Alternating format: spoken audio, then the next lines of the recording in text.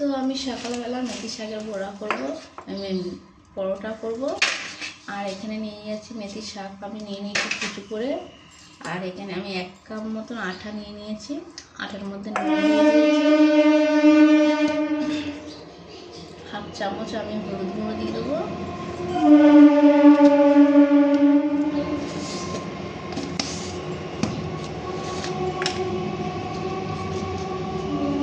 আর একটু গুঁড়ো লঙ্কা দিয়ে দেবো।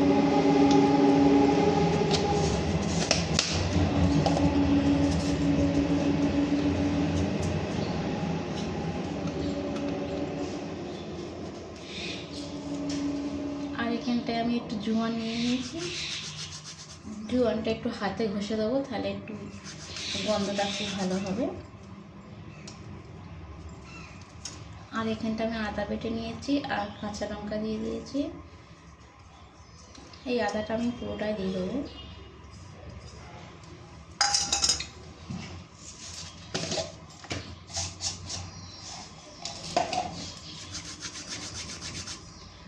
এটা আমি মৌরি নিয়ে নিলাম, অল্প করে সামান্য মৌরি দিয়ে দিলাম, আর দিয়ে দেবো একটু তেল।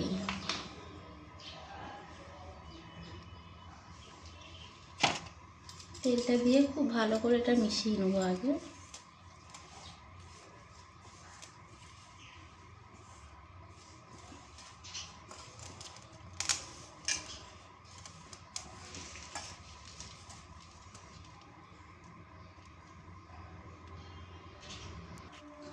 তো আমার মিশানো হয়ে গেছে, একদম সব কিছু উপকরণ আমি মিশিয়ে নিয়েছি। আর এবারে আমি মেথি শাকটা দিয়ে দেবো। এই হচ্ছে আমার মেথি শাক।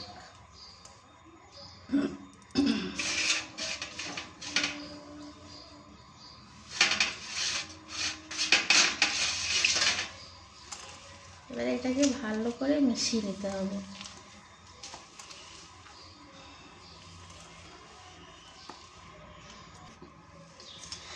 তো আমার মাখা হয়ে গেছে, এবারকে এটাকে আমি 5 মিনিট মতো রেখে দেবো। রেখে দিয়ে তারপরে আমি পরোটাটাকে ভাজবো।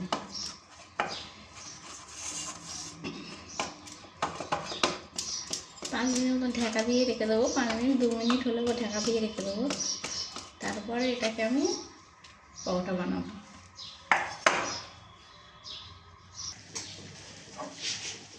আমি চাটু বসিয়ে দিয়েছি আর পরোটা ভাজার জন্য। আর এটা আমার মেখে মাখা হয়ে গেছিলো, আগে আমি একটুখানি মেখে রেখে দিয়েছিলাম।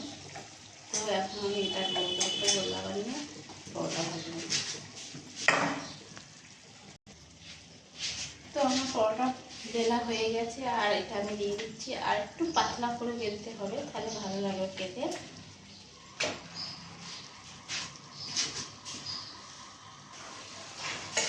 হালকা হালকা তেল দিয়ে পরোটাটা দেখতে পাচ্ছি আমি ভেজে নিয়েছি ভালো করে।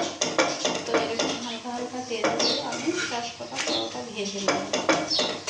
তো এই পরোটা এখন ভাজা হয়ে গেছে। তো আমার মেথি পরোটা হয়ে গেছে, সবটা একে একে আমি ভেজে নিয়ে যেতে, দেখতেই পাচ্ছ মেথি শাকের বড়া ভাজা। তো আশা করি ভালোই লাগবে, কমেন্ট করবে, শেয়ার করবে।